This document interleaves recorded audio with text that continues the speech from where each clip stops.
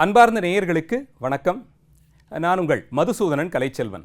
தினமொரு கதை நிகழ்ச்சியில் இன்று உங்களை சந்திப்பதில் மகிழ்ச்சி கொள்கிறேன். தர்மத்தை வலியுறுத்துவதற்காக இறைவன் ஒவ்வொரு காலத்திலும் அவதாரம் செய்து தன்னுடைய வாழ்க்கை முறை மூலமாகவும் மக்களுக்கான அறிவுரைகளை உபதேசங்களை வழங்கியும் நல்வழிப்படுத்தி அங்கே சாகக்கிடந்த தர்மத்தை மீண்டும் நிலைநிறுத்தி வீழக்கிடந்த அறத்தை மீண்டும் நிலைநிறுத்தி மக்கள் தர்ம வழியிலே நடப்பதற்கான வழியை ஏற்படுத்தி கொடுக்கிறார் என்பதை நம்முடைய புராணங்களும் இதிகாசங்களும் வலியுறுத்தி வருகின்றன. இப்படி சொல்லப்படும் கதைகளிலிருந்து நாம் கற்றுக்கொள்ள வேண்டிய செய்திகளை கடைசியில் சுருங்கச் சொல்லி இந்த செய்தியினுடைய கருத்து இதுதான் என்று வலியுறுத்தியும் சொல்லுவார்கள். அறம் வாழ வேண்டும் என்பதற்கும் அறத்தை பற்றிய தெளிவு வேண்டும் என்பதற்காகத்தான் பல்வேறு சாத்திர நூல்கள், தர்ம நூல்கள் இவைகளெல்லாம் எழுதப்பட்டு காலத்திற்கேற்றார் போலே அதிலே மாற்றங்களும் செய்யப்பட்டு வந்திருக்கின்றன.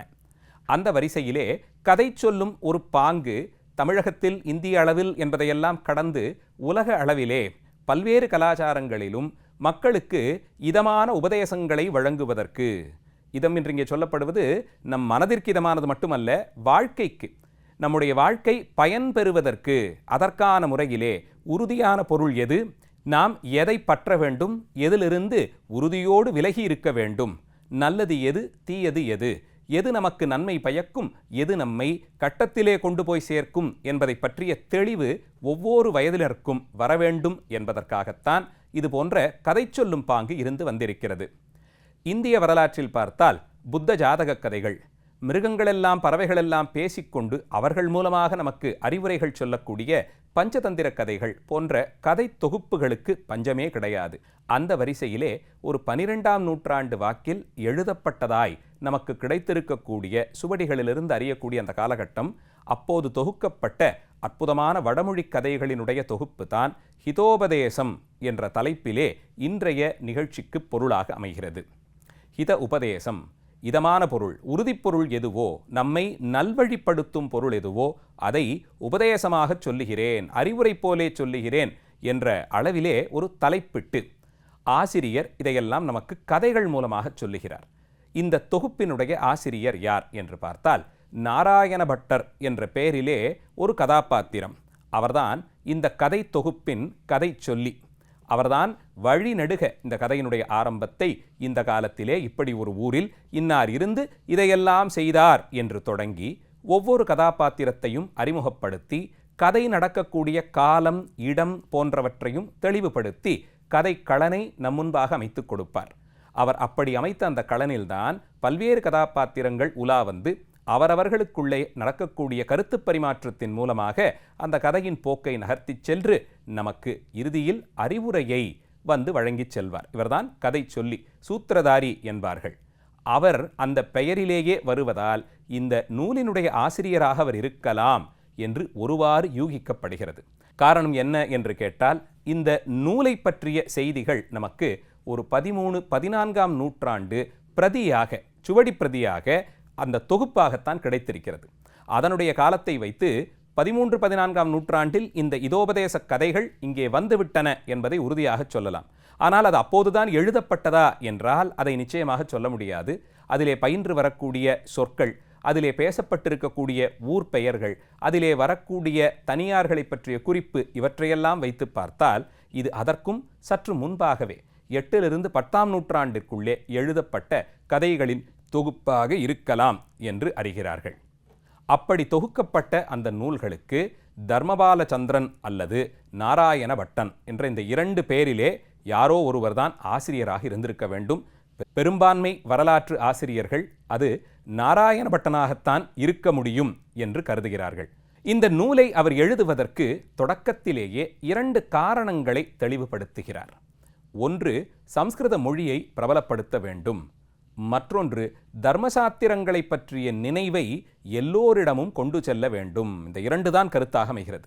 இதை முன்னொட்டித்தான் இந்த நூல்களை அவர் வடமொழியிலே கதைகளாக பாடிக் கொடுத்து அதை கொண்டு அதன் மூலமாக மக்கள் நல்வழிப்படுத்த என்பதை குறிக்கோளாக வைத்து இதை செய்திருக்கிறார். அப்படி செய்யப்பட்ட இந்த நூலில்தான் நமக்கு கதாபாத்திரங்களாக பறவைகள், மிருகங்கள், பூச்சிகள், ஆமை முதலிய விலங்கினங்கள் இவைகள் எல்லாம் கலந்து கொண்டு அவரவருக்கு நடுவே நடக்கக்கூடிய உரையாடல்களின் மூலமாக, பரிமாற்றங்களின் மூலமாக குணங்களை பற்றிய விசாரமெல்லாம் செய்து ஒரு கதிக்கு கொண்டு சென்று அந்த கதையின் மூலமாக நமக்கு வந்து சேரக்கூடிய கருத்துக்களை தெளிவுபடுத்தும். அப்படி சொல்லக்கூடிய அந்த கருத்துக்களின் தொகுப்பைத்தான் இவர் இதோபதேச கதைகள் என்று வைத்திருக்கிறார். மிருகங்களையும் பறவைகளையும் கொண்டு இப்படி ஒரு நாடகத்தை நடத்துவானேன்? நாடகத்திலே நடிப்பதற்கு கதைமாந்தர்களுக்கா பஞ்சம்? மனிதர்களையே உலாவ விட்டு அவர்கள் மூலமாக இதை செய்திருக்கலாமே என்று கேட்டால், இந்த கதை சொல்லும் பாங்கு மக்களை ஈர்க்கும்படியாக இருக்க வேண்டும். நம்மை போலவே இருப்பவர்கள்தான் இதிலேயும் பங்கு கொள்கிறார்கள் என்று சொன்னால் அது அவ்வளவு சுவாரஸ்யமாக இருக்காது.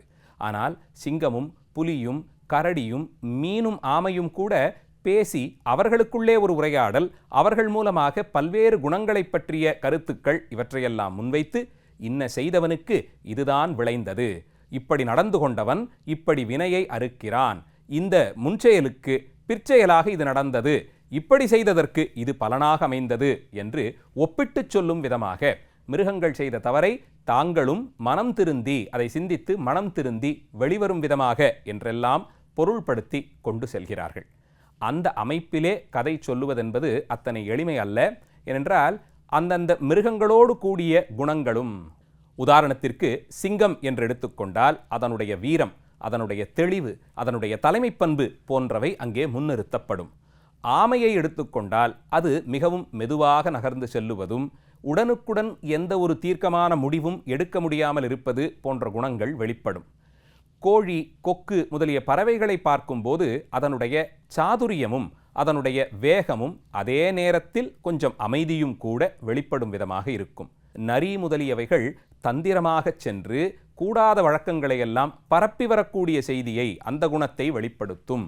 இப்படி ஒவ்வொரு பறவைக்கும் மிருகத்திற்கும் வெவ்வேறு உயிரினங்களுக்கும் சில குணங்களை முன்னிறுத்தி அந்த குணங்களை இந்த மிருகங்களும் பறவைகளும் வெளிப்படுத்தி, இதெல்லாம் நமக்குள்ளேயும் உண்டு, மனிதர்களாகிற நமக்குள்ளேயும் போட்டி, பொறாமை, மற்றவர்களை பற்றிய ஒரு வித காழ்ப்பு இவைகளெல்லாம் இருந்து கொண்டே இருக்கின்றன. அதிலே சிக்கியவர்கள் மேம்பட்டு மேலெழுந்து வருவது கடினம் என்பதை வலியுறுத்தி சொல்லும் விதமாக இந்த கதைகள் போக்காக அமைந்திருக்கும். அதை கொண்டு மனிதர்கள் இது நமக்கும் பொருந்தி வருமே என்ற எண்ணத்தில் பொருத்தி பார்த்து நன்மையை அடைய வேண்டியது. இந்த நூலினுடைய தொடக்கத்திலே விநாயகப் பெருமானுக்கும் கலைமகளான அன்னை சரஸ்வதிக்கும் வாழ்த்துக்கள் பாடி பல வரிகளால் அமைத்து அவர்களை ஸ்தோத்திரம் செய்து, விக்னமில்லாது இந்த செயல், எடுத்த செயல், இந்த கதை தொகுப்பு நடைபெற வேண்டும். இன்னும் அதே போலே இங்கே வரக்கூடியவர்கள், இதை வாசிக்கக்கூடியவர்கள் அந்த மொழியிலே ஈடுபட்டு அதிலே ஒரு ஆர்வம் பெற வேண்டும் என்பதையும் காரணமாக வைத்து இந்த கதையை நகர்த்தி செல்லுகிறார். இதோபதேசம் 4 பெரிய தலைப்புகளின் கீழே பேசப்படுகிறது. பெரும்பான்மை இந்த இதோபதேச கதைகள் ஆளுமைகளாக இருக்கக்கூடிய அரசர்கள் அல்லது அமைச்சர்கள் இவர்களுக்கான உபதேசம் போல் இல்லை, சாமானிய மக்களுக்கான உபதேசம்தான். நான் இங்கே தலைமை பண்பை பற்றியோ அவர்களுடைய ஆட்சி திறன் பற்றியோ இதெல்லாம் பேசப்படாமல், நண்பர்களை நாம் எப்படி கொண்டாட வேண்டும், நண்பர்கள் என்று நம்பியவர்கள் தவறு செய்பவர்களாக இருந்தால் அவர்களிடமிருந்து எப்படி விலக வேண்டும், நல்ல நண்பர்களை இழக்காமல் இருப்பதற்கு என்ன செய்ய வேண்டும், இப்படி பல நிலைகளிலும் சாமானிய மக்களுக்கான செய்திதான் இங்கே அதிகம் பேசப்படுகிறது. அப்படி என்றால் இந்த நூல் ஏதோ பெரிய அரசர்களுக்காக உபதேசம் என்றெல்லாம் கொள்ளாமல் சாமானிய மக்களுக்கு, சமூகத்திலே பெரும்பான்மையாக இருக்கக்கூடிய மக்களுக்கான உபதேசமாகத்தான் இதோபதேச கதைகள் தொகுப்பாக அறியப்படுகின்றன. இப்படி பேசப்படும் அந்த கதை தொகுப்பிலே அது மொழிபெயர்க்கப்பட்ட போது பல்வேறு மொழிகளிலே, ஆங்கில முதலிய அந்நிய மொழிகளிலாகட்டும் அல்லது இங்கேயே இருக்கக்கூடிய இந்திய பிராந்திய மொழிகளிலும் மொழிபெயர்க்கப்பட்ட போது அதிலே இருக்கக்கூடிய கதைகளின் எண்ணிக்கைகளில் மாற்றங்களும் வந்துவிட்டன. அதற்கான காரணத்தை அவ்வளவு துல்லியமாக நாம் சொல்ல முடியவில்லை. எதெப்படி போனாலும் மிருகங்களும் பறவைகளும் பேசிக்கொள்ளும் அந்த கதைகள் சிறியவர்கள் முதலாக பெரியவர்கள் வரை சுவாரஸ்யத்திற்கு குறைவில்லாமல் நகரப் பார்க்கிறோம். இன்னும் சொல்லப்போனால் 15ஆம் நூற்றாண்டிற்கு பிறகு பல இடங்களிலும் ஓவியங்கள் தீட்டத் தொடங்கிய போது எப்படி புத்த ஜாதக கதைகளிலிருந்தெல்லாம் காட்சிகளை ஓவியப்படுத்தினார்களோ அதுபோலே ஹிதோபதேச கதைகளும் ஓவியங்களாக சில இடங்களில் இருந்து வருவதை பார்க்க முடிகிறது. சிறு குழந்தைகளுக்கு இந்த கதைகளை சொல்லும்போது அவர்கள் முதலில் மிருகங்களெல்லாம் பேசிக்கொள்ளுவதை நினைத்து சிரித்தாலும் அந்த கதையின் போக்கிலே ஈடுபட்டு அது நகர்ந்து செல்லக்கூடிய விதத்திலே அவர்கள் மகிழ்ச்சியோடு தாங்களும் கலந்து கொள்கிறார்கள் என்று பார்க்கிறோம். இப்படி பல தரப்பு மக்களையும் ஒன்றிணைத்து அவர்களுக்கு சாத்திரங்கள் பற்றிய அறிவை, சாத்திரங்கள் சொல்லக்கூடிய சரியான பண்பெது, கூடா பண்பெது என்பன போன்ற வேறுபாடுகளை வலியுறுத்தி சொல்லக்கூடிய சிறப்பு இதோபதேச கதைகளுக்கு உண்டு. பிரபலமாக நாம் அறியக்கூடிய கதைகளில் சிலது இதோபதேச கதைகளிலிருந்து எடுக்கப்பட்டதுதான். உதாரணத்திற்கு 4 எருதுகளை பற்றி அந்த கதை. இந்த 4 எருதுகளும் ஒன்றோடொன்று நட்பு பாராட்டி நாங்கள் 4வரும் எப்போதும் ஒற்றுமையாக இருப்போம் என்று எண்ணி இருந்தபோது அவைகளை வேட்டையாட வந்த மிருகங்களால் அண்ட முடியவில்லை. ஆனால் தனித்தனியே ஒரு எருதிடமும் போய் இந்த வேட்டையாட வந்த மிருகம் அந்த எருதை பற்றிய கூடா செய்திகளை எல்லாம் எடுத்துச் சொல்லி, உன்னை பற்றி மற்றைய மூவரும் என்ன நினைத்திருக்கிறார்கள் தெரியுமா, மற்ற மூவரும் உன்னை எவ்வளவு தூரத்திற்கு அவமதிக்கிறார்கள் தெரியுமா, நீ இல்லாத போது அவர்கள் மூவரும் என்னென்ன பேசிக்கொள்ளுகிறார்கள் தெரியுமா என்பன போன்றவற்றையெல்லாம் சொல்லி கூனி கைகேயினுடைய மனதை கலக்கியது போலே ஒவ்வொரு எருதிடமும் சென்று தனித்தனியே புறம் பேசி அந்த 4 எருதுகளையும் பிரித்து விட்டு விட்டதாம். அந்த 4வரும் எருதுகள் 4 பேரும் தனித்தனியே மேயச் சென்றார்களாம். அப்போது வேட்டையாட வந்த மிருகங்களை இந்த எருதுகள் தனித்தனியே எதிர்கொள்ள முடியாமல் அந்த விலங்குகளுக்கு இரையாகி விழுந்தன என்று பார்க்கிறோம். சாதாரணமாக சொல்லக்கூடிய கதைதான். 4 எருதுகள், வேட்டையாடும் மிருகம் ஒன்று. இந்த 5 கதாபாத்திரங்களை வைத்துக்கொண்டு ஒற்றுமை நீங்கில் நம் அனைவருக்கும் தாழ்வே என்று சொல்லும்படியாக அமைந்திருக்கக்கூடிய அந்த கருத்தின் ஆழத்தை நாம் கொண்டாடலாம்.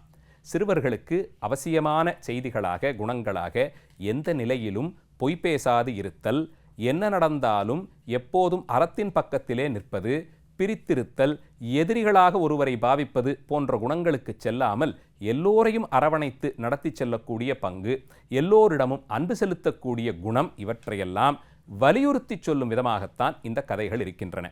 ஒருவரை ஒருவர் மதித்து நடக்க வேண்டிய பண்பை இந்தியாவினுடைய உயர்ந்த பண்பாக நாம் சொல்லுவோம். அதிலும் குறிப்பாக விருந்தாளிகள் வீட்டிற்கு வந்தால் அவர்களிடம் நாம் நடந்து கொள்ளும் விதம், அவர்களை உபசரிக்கும் விதம் போன்றவற்றையெல்லாம் கூட இங்கே எடுத்து சொல்லியிருக்கிறார்கள். வருபவர்களை எந்த அளவிற்கு மகிழ்ச்சிப்படுத்தி அவர்களுக்கானவற்றையெல்லாம் செய்து கொடுத்து அனுப்புகிறோமோ அந்த அளவிற்கு இறைவனே மகிழ்ந்து அருளுவான் என்பதுதானே நம்முடைய கோட்பாடு.